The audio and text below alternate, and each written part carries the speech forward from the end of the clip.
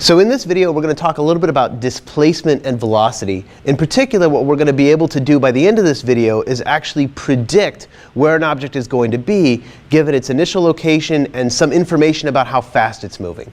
So what I'm going to do is anchor this in terms of an asteroid that is far from all other objects. And so that asteroid, we will consider some origin and locate it using a position vector at a given time. So this is its initial position at a given time. At some later time, we will observe this asteroid, and it'll be somewhere over here. And so now it'll have a new position vector. We'll call that R final, or RF, and it'll be observed at a time t final.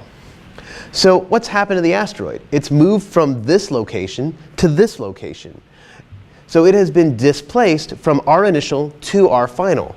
So the idea of the displacement of the asteroid, delta R, the change in its position, is from the initial to the final. So in words, we can represent the idea of the displacement as the difference between the final position and the initial position.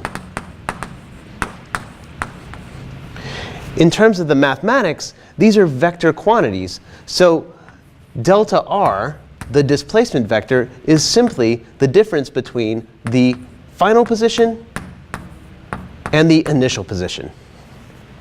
Now, this might seem kind of obvious, but this is really useful for predicting where the object is going to be if we know its initial position and its displacement. We can rewrite this equation using or moving the initial position over to the other side of the equation.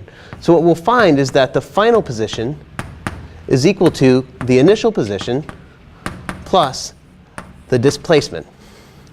Now this is just simple vector addition like we talked about in the last video. And you can see that here in this picture. If we start from the tail of the initial position vector and go to its tip and add to that from the tail to the tip of the displacement vector, we go from the tail of the initial position to the tip of the displacement vector. So not only are we coordinating, or we are coordinating the mathematics with the graphics here just like we did in the last video, and we can predict where the object is going to be given its initial position and its displacement.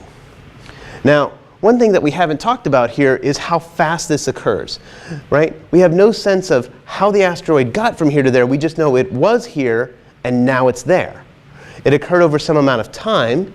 It may have moved at a constant speed. It may have moved with some variable speed, but we don't know. All we know is it was here and now it's there. And so the idea of how did it get from initial to final can be captured in this idea of an average velocity.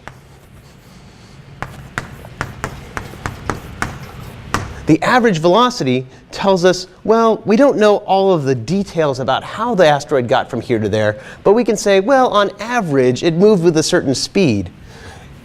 And it turns out that that's going to be equal to the displacement, how far the object moved, over the amount of time that's been elapsed.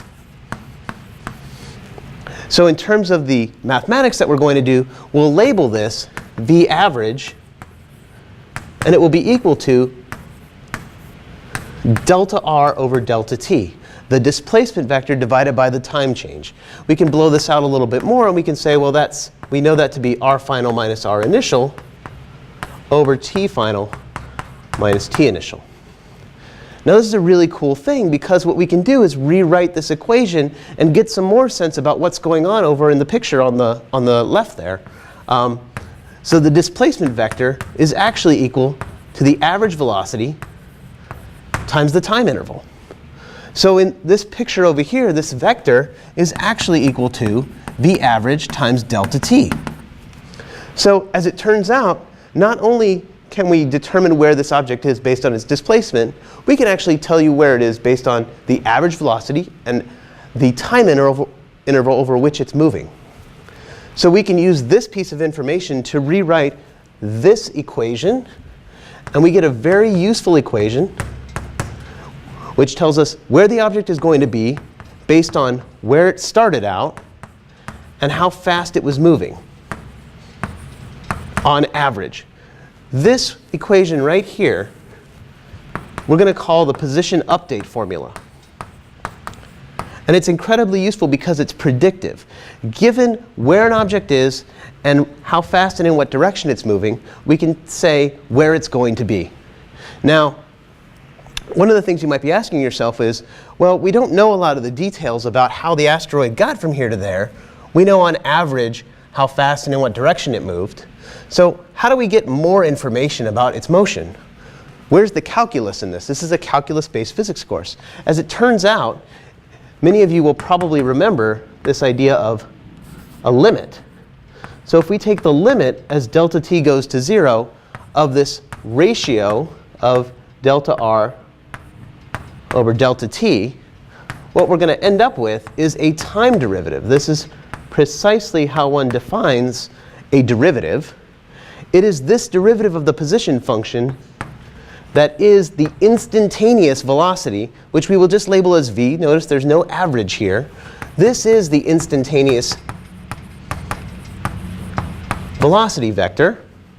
And this piece of information is basically taking smaller and smaller time chunks. What we're doing here is we're taking smaller and smaller steps until that step goes to precisely 0. And at that point, we know exactly how fast this object is moving at that instant in time. OK, so this is sort of the end of this video. We're going to apply this information, this idea of the instantaneous velocity in future work. But really, the important thing to get across is this idea that we can predict where an object is going to be, given that we know where it started and how fast it's moving and in what direction.